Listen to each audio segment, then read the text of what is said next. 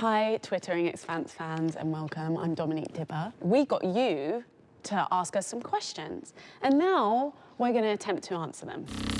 The Belter Language Explained. Basically, a crash course on Belter Creole, what went into creating Belter Creole, etc. Yamsing. The Belter language is one of the coolest and most interesting parts of the book, and what we tried to cultivate in the show. It's a great creation, I think, because it's wide open, and yet it's also very specific. What we try to do is make sure it doesn't get too rigid, because the Belter society is a hodgepodge of tons of different sub-societies coming, going. It all follows the paths of commerce and where the ships go, where the bases are. So ultimately, you have a language that is different in every place. I became fascinated with a period in Mediterranean history where a thing arose called the Greek fisherman's language. There were all these different cultures that were all fishing the same waters, that had completely different languages, completely different cultures out in the same place. So this weird sort of amalgam arose of the useful words from every language. Other Belters can't understand other Belters because they're from different asteroid stations. So we want it to be messy and alive and really chaotic in the sense that it's a language, but it reflects the fact that it's a society in complete flux. There's nothing homogenous about it.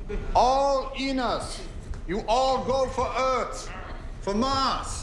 You come, Sasake, or the ship dock with us. Good ship. Help Ganymede. It's a full functioning language, you know? Like, people can really speak it if they wanted to. There are rules, and they're very real rules. You taking their Sake? You stay there, right there. Ratna. Koman gotta die sometime.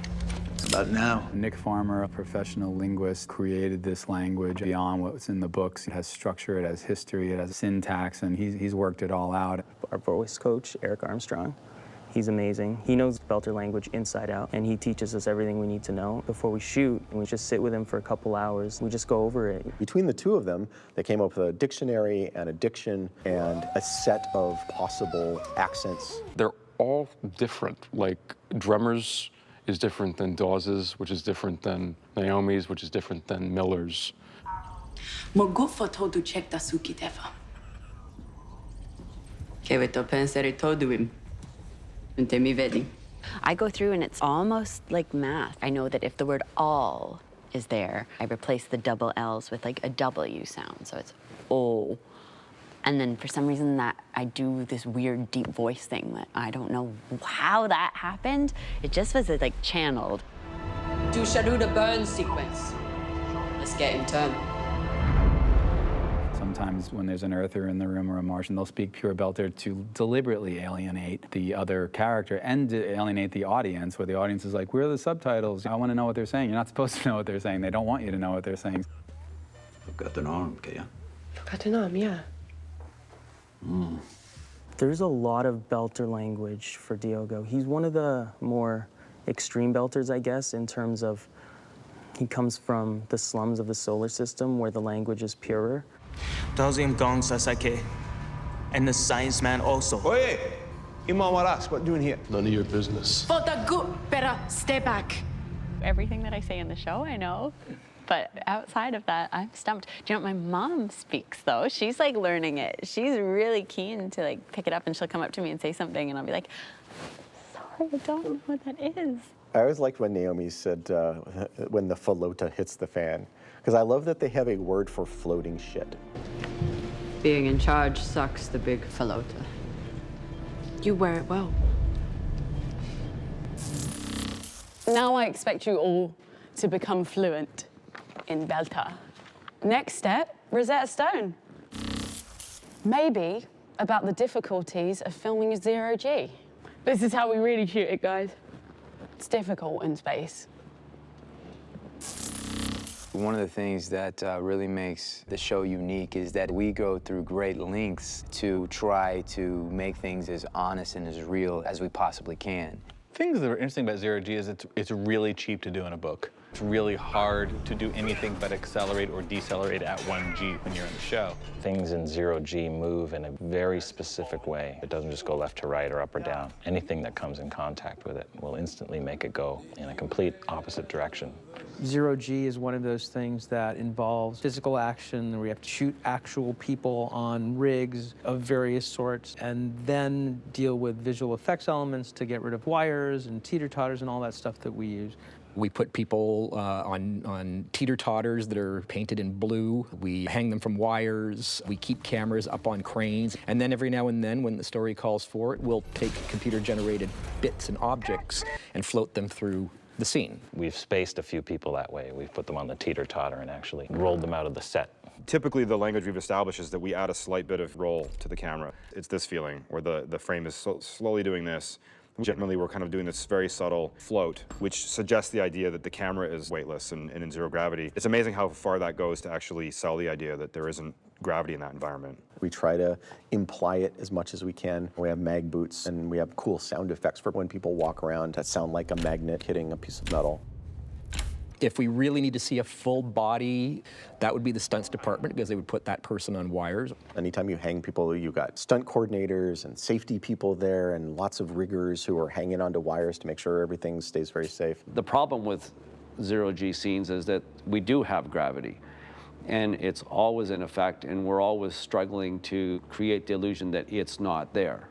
You're going to be safe, you're going to put wires and safety lines when necessary, you're going to put mats down below, because now we can always digitally take them out. If we're in a set that has not had 0G in it before and someone has to float, if it's on wires, we have to deal with how do we open up the ceiling to provide access to those wires. The visual effects department comes in to remove all that evidence, whether it be the base of the teeter-totter or the wires, and add little bits and pieces of flotsam and jetsam floating through the scene. When any person interacts with an object, say a gun or a hand terminal, we would float it in on a rod, sometimes painted blue for visual effects so they can remove the rod. It's visual effects as it approaches, and then when the actor actually touches it, it becomes the actual prop itself. One of the things that is lucky for us on this show is that the entire cast, they're all very athletic, they're all very game, they don't seem to be scared of heights, they're all comfortable in harness, and so whereas on other shows you might be using doubles more, we tend to rehearse with the actors and shoot with the actors. We had a choreographer that comes and demonstrates weightlessness for us and how our hands move and what it feels like. You're not floating like you are in water. It's like your arms just don't suddenly go up in the air. What I've always used with it was that conscious movements are fast and unconscious movements are slow. The beauty of it is you just have to forget it in the moment, like you do with your lines. It's like you learn them and you learn what you're doing, and then you just trust yourself to know that you're going to do it in the moment. And if you don't, then you do it in the next take. Or I do the scene and I go, sorry, I forgot this was 0G. I wasn't floating. You feel kind of silly sometimes when you're having a dead serious conversation and you're making sure your hand's floating. We always laugh at Stephen because he'll always find a handle to hold on to when it's 0G, so he doesn't have to do the floaty arms, or he'll cross his arms. The way I would prepare a scene changes if you're floating around, or if you can't place something, or it's hard to move, or certain things are more difficult. It's an added element that makes, I think, the scenes themselves more specific. All of those things make the story more compelling, and it certainly makes it more interesting to play with as an actor. I think my favorite one was when Holden and Naomi are entering the night for the first time. That was done with them on wires, and the camera was also on a wire floating ahead of them. I know from a post standpoint, it was a lot of work because of the wire removal aspect of it, but I think the final result, you fully buy the idea that they're floating through the space. And that's a combination of the environment they're in the set, and also the fact that the actors really knew how to move. A lot of that credit goes to the actors knowing how to play 0G and the body language and moving the right way with their arms and their legs, because if that's not right, then it doesn't sell. But we have to really be very careful on how we pick our moments. So when we do hang people from wires, it's an important moment. It was worth doing. Nobody wanted to tell you, but we just go into space and shoot it. Would love to see a focus on construction of sets, especially with scheduling stress. I love that stuff. Why do you love that stuff? The most challenging set we've had to build this season was the Agatha King, which is the big UNN battleship. We've seen the Martian ships, we've seen the Belter ships. This is the first time we've seen the power and the look of the United Nations ship. Some sets require volume, and some sets require finesse. I believe the Agatha King was one that required a lot of finesse. We have built a 4-story set with a scenic lift and completely different consoles all the way through in a 360-degree set. The Agatha King was a 4-month build.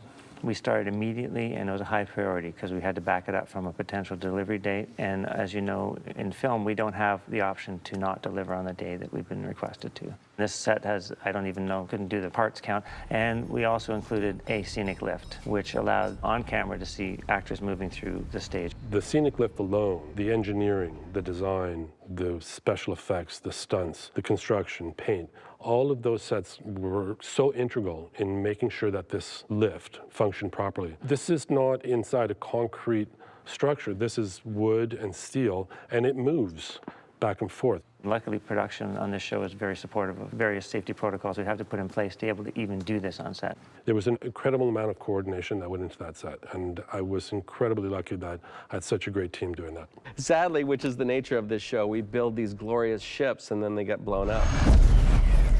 Luckily, the design mandate of the show, when we started from the very first season, the first word we came up with was modularity, and we actually do reuse a lot of the components, rework them, reconfigure them, repaint them, recover them, and I don't think the audience can even ever tell. This is not your typical TV series where you have standing sets that you continuously go to.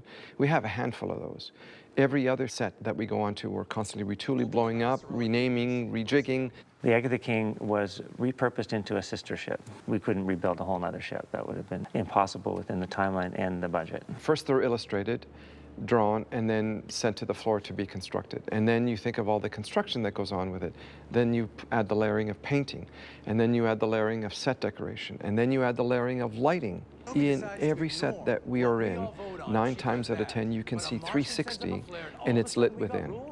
As the ships are getting erected, we'll follow them, and it's sort of like this train effect where as walls are going up, we'll follow construction and paint, and we'll start layering in our textures. If I say I need to put light in a certain place, they're incorporating that into the design, and it doesn't look like it was just slammed in there. It feels designed purposely to be in that place. Some of it comes down to functionality, like if this was a real place, where would there be lights? How would it be lit if this is a utilitarian space? This is one of those shows where you just can't go to the store and buy what you need. There's a lot of sourcing and digging around with scientific eyes and scientific suppliers and military suppliers, and then we try to augment those elements so they're placed properly and they feel right on there. The set decoration is all that fabric and all that texture and all the little things and the nuances and the metal and the handles and the interfaces. We started the season with 43 trailers of space parts. About 25 of the sets were complete rebuilds from season 1 and season 2 that had been cataloged in trailers, a lot of the Rocinante, but they're still really complex to reassemble. At any given time, we're running multiple crews in multiple stages. We're building, striking, wrapping.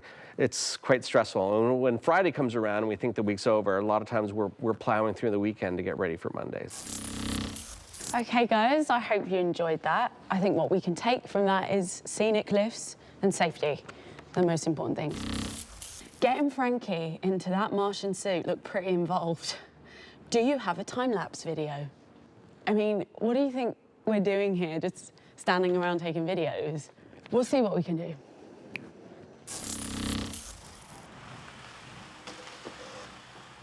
Hello! Welcome to my days on set. No, I'm kidding. Welcome. So I'm gonna go to makeup now.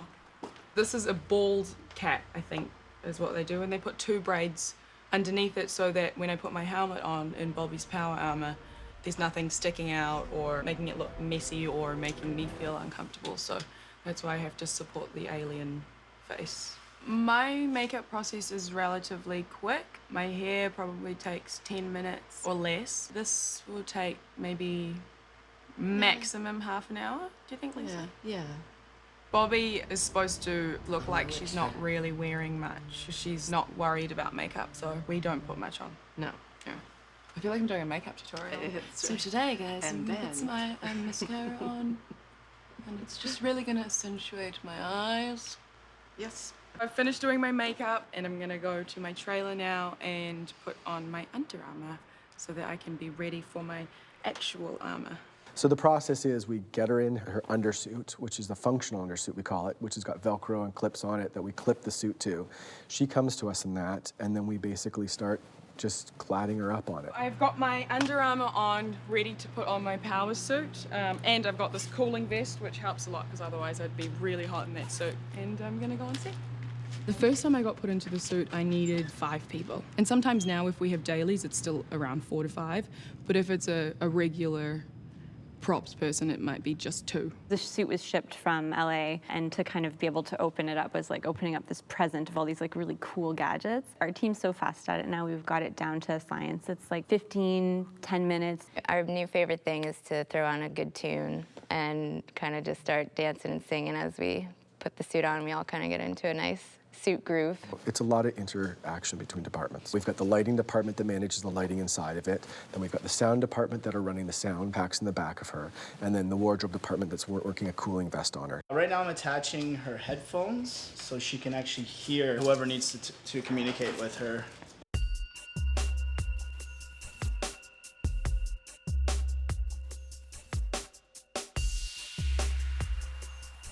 This is the extension of my cooling vest that I'm wearing underneath. And we plug this in very regularly because I overheat and I sweat a lot. First time I felt it properly was when we shot on Mars, the first episode of season 2. And we were out, it was like 30 degrees Celsius. That day we were all just like sweating profusely and really telling ourselves to be calm and start like trying not to freak ourselves out. So that was the first time I experienced wearing it and what it really felt like.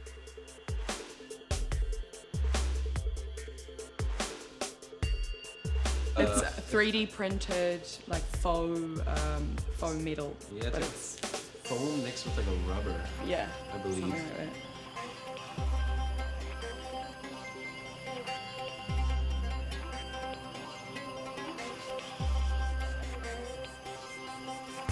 When I first put on the suit, I had to go to LA for a few days and just stood while 5 people were, you know, obsessively figuring out what size I was and how to make this thing on paper become a real thing.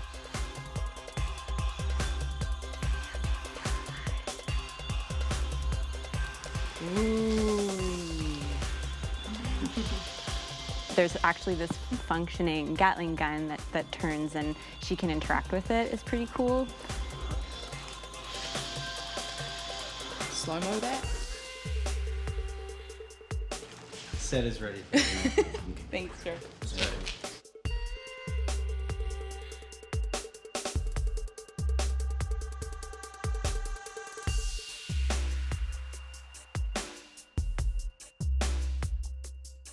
The helmet itself is really quite something because we've got it rigged with sound and lighting. There's like respiratory aspects of it for her because she's fully encased in this shell. I love the design of the suit. I love how the suit functions. I love how it goes together. I love how she can move in it freely. It's not too heavy for her. The helmet's really form-fitting. Woo! Look at that.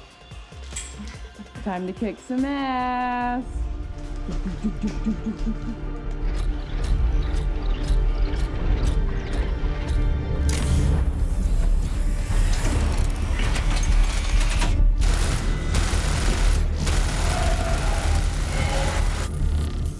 How fucking cool was that? I wouldn't suggest wearing that as a Halloween costume, just saying. But pretty badass. Yes. I hope you enjoyed that, because we did. Alex Kamal's lasagna recipe. I don't think anyone needs that in their life. It's disgusting. At Cas Anvar, don't tell him I said that. But I suppose if you want it, we can maybe work something out for you. There's nothing real in it. But hey, it's food, right? Lasagna. Voila! So that is a Kamal family recipe. I think you're gonna like it. Kamal family recipe.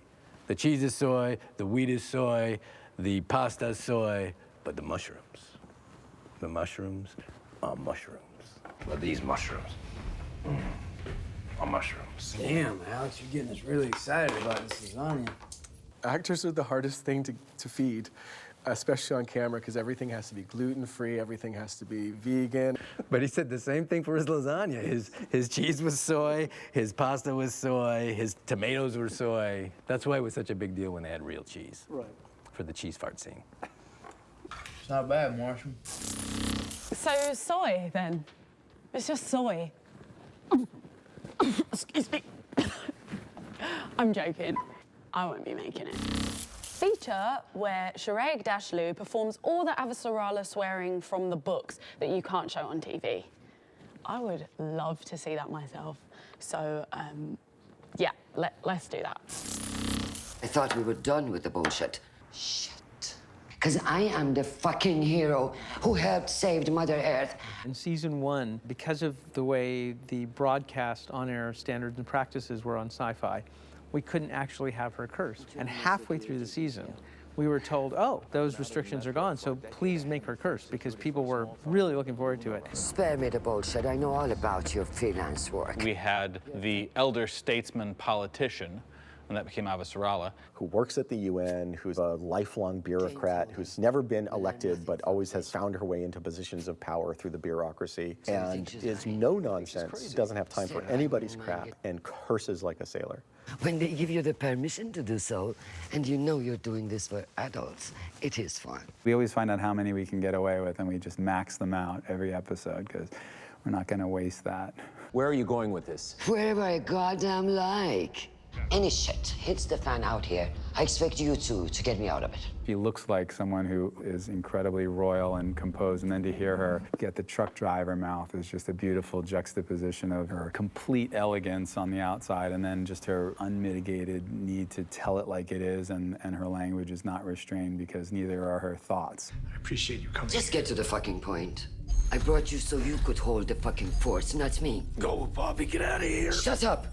The minute you put her in her work environment, completely shifts into this just terror, who everybody is scared to death of, who curses till the room is blue, and just does that to just maintain control over every social interaction that she's in.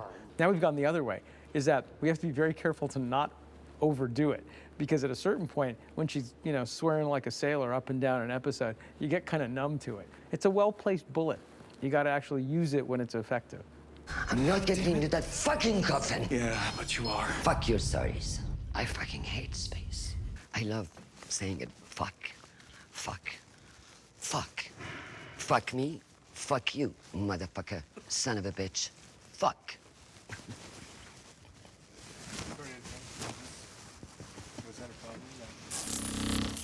Ah, my kind of lady. That was music to my ears.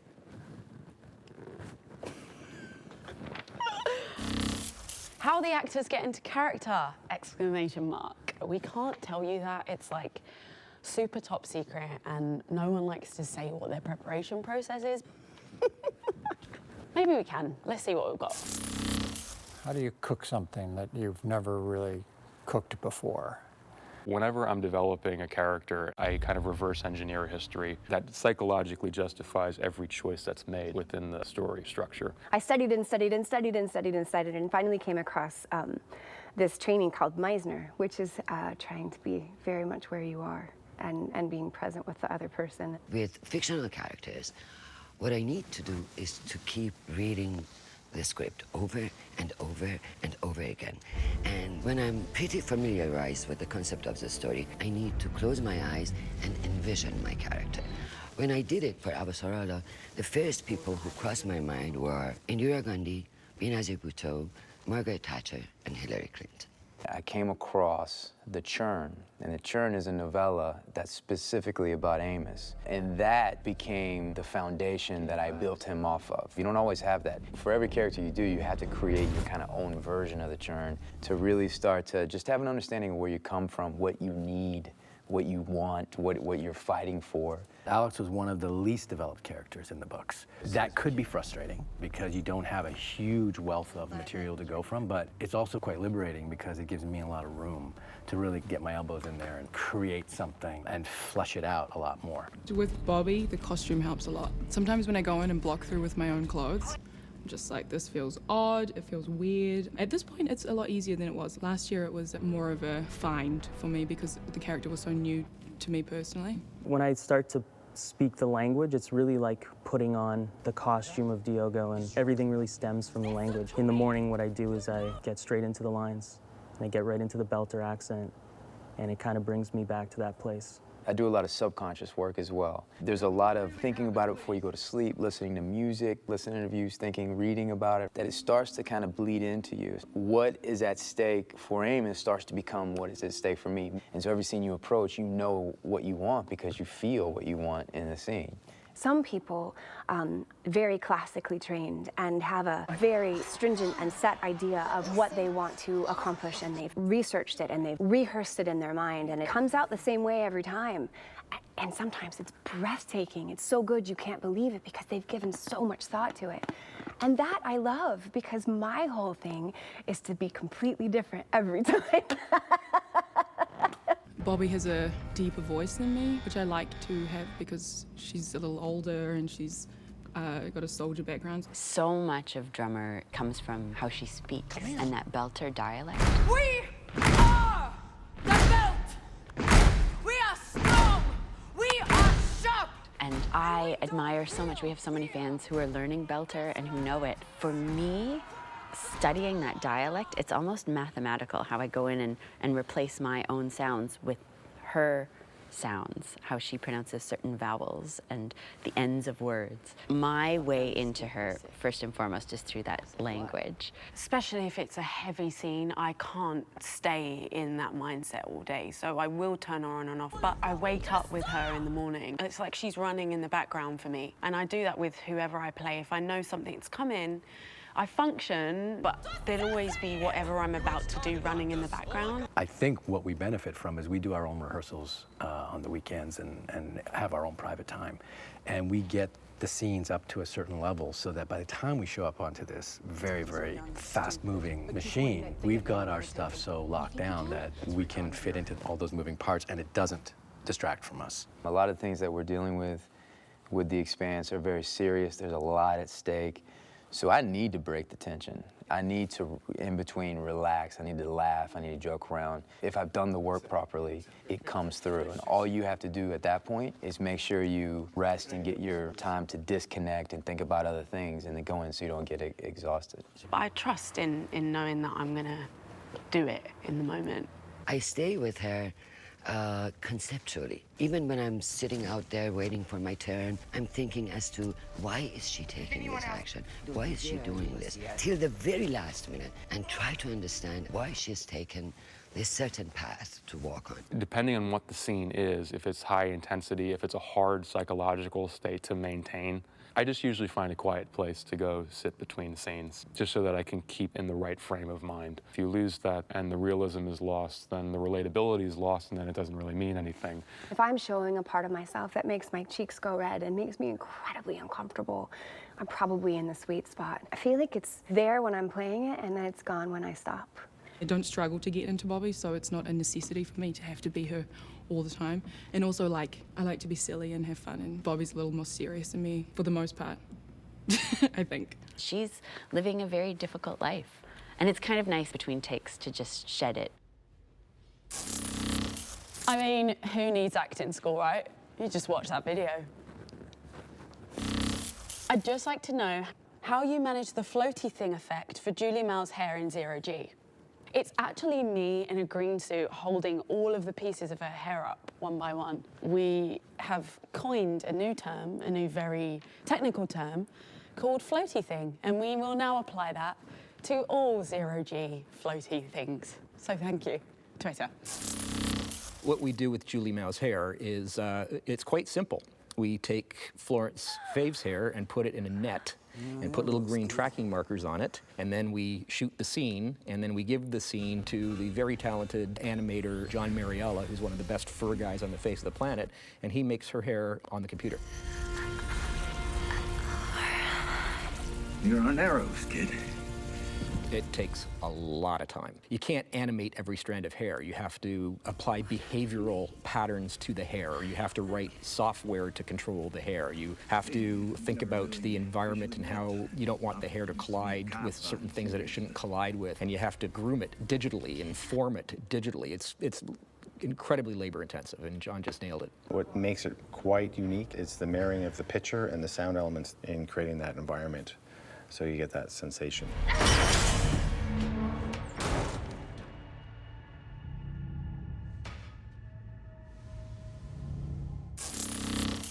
Pretty cool. That's the kind of hair salons we have in space. You just wear a cap and then someone puts your hair in afterwards. Much easier. Maybe a breakdown of the Mars and Earth governments. No, boring. I hope that I'm not expected to do that. Maybe we can find someone else to do it for you. Earth would be sort of the British Empire, and Mars would be the colonies. They went off to serve Earth and to go to Mars and colonize and send all the good stuff back to Earth. And then Mars became very powerful in its own right and said, oh, by the way, we're not a colony anymore. Mars is way more technologically advanced, so they built a government and a society based on state-of-the-art technologies. All the cream of the crop people went to Mars, and then when they broke away, they had a much more advanced society. Its kind of raison d'etre is technical. It's a whole culture, a whole people built around performing this task. Mars is there as a terraforming project and became a government kind of later. Earth went through a really dangerous ecological collapse. When you watch the show, you'll see the sea level is very high. We have to build walls around our coastal cities so that they don't drown. And that sort of forced Earth to come together under a single government to save the planet from dying. The UN, it's United Nations, so there are still areas and zones and places that have some level of individual autonomy. There's separatist movements, there's all that depth of history and all the things that make actually governing actual people really hard. But Earth is the old empire. They're fading, they're overpopulated, they're overburdened, but Earth is still a mighty power and not quite ready to throw in the towel yet. We need to get Mars back to the table before this madness spreads past Ganymede. It's also a world that's sort of defined by the apathetic and the engaged. About half of the population of the Earth is unemployed. They just live on basic assistance. And so there's just sort of this cultural malaise to Earth, that it's lost its edge and it's fading. Basic on Earth is more of a welfare system where goods and services are provided separate from money. It's giving them access to low-quality food, low-quality shelter, low-quality health care, low-quality training, but not giving them the freedom to make their own decisions about how to use their resources. Earth and the UN is much messier and much older and has a lot more baggage. Mars is far from some sort of Stalinistic, militaristic society. It's an enlightened society, but it's basically about building domes and building a society on Mars, and everybody has to pitch in and be part of that, otherwise the dream never happens. With Mars, somebody had to go there. They had to choose to emigrate and become part of this culture and buy into this. With Earth folks, you just had to be born there, and then there you were. There was no initial impulse. Nobody lacks for a job on Mars. Everybody's employed. Everybody receives an education if they want it, because they need engineers. They need trained people. In addition, they take all this incredible engineering know-how and science background that they've got, and they're building the best ships in those solar systems. So Earth is a little bloated. It's a little slow at this point, and Mars is very sharp and very fast. Electrical still not fixed? Repatching decks 2 and 3 as we speak. Wiring on this bucket really needs an overhaul. Earth is broke and they're overtaxed, but Earth is still a beautiful place that most people in the system aspire to go to because it's not on a rock somewhere, it's got its own sky. There is a unified government that was formed in the face of mass extinction, but it doesn't mean that it works great. Democracy only works in a society that's not struggling, and Avasarala is an interesting figure because she's the kind of dictator you would want to have. She's smart and enlightened. She does have the best interests of Earth in mind, but she's pretty ruthless as well. The UN runs Earth, but she might be the leader that you need to survive the next century as opposed to the government you'd like to have because things are good. A lot of the really damaged areas of our world, politically speaking, are recovering from the damage done to them by empires that disappeared 100 years ago, but left strange borders that don't make any sense. People jammed together or people split up that identified as a single nation, but now they've been cut into two. We're playing out the damage from that and the resentment that comes from that. You can't help but have that creep into your work. That was exciting. All cast imitating each other, question mark. Seems like that might be pretty funny. It might be, or it could be slightly offensive, but we'll see what we've got. No. No is the answer. No way. I could do a very good Amos. With Amos, it's less about his voice and more about that, like,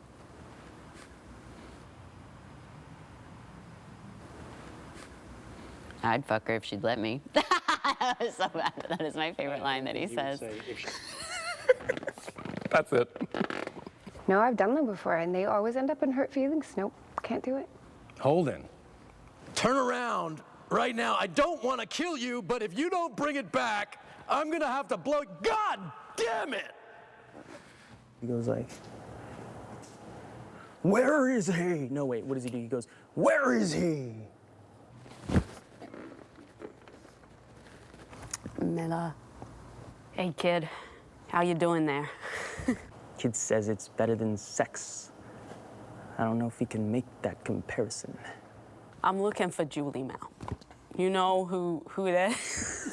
Alex is my name, and Kamal is my last name, and I'm from the red planet Mars. All right, girl, let's fly this ship. Hey, son of a bitch. It's like a snail farting a hurricane. Or donkey balls. And then what? Did you just say donkey balls? Donkey balls.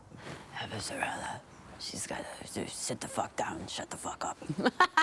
What is that voice? It's like honey spiked with whiskey, spiked with like, it's the best voice you've ever heard in your life, but it's like sexy, right? I can do Shohreh. I don't know if I can do Avasarala. Hey, baby, how you? Hello, darling, how have you been? I've not seen you in so... No, now I'm sounding French. I need to have this smokiness, and I love you, you're so beautiful, and... I don't know who you are, but sit the fuck down and let her speak. That's really fun. That's great. Oh, I love those guys. Aren't they great? Those are people I get to work with all the time. That's it. Bye.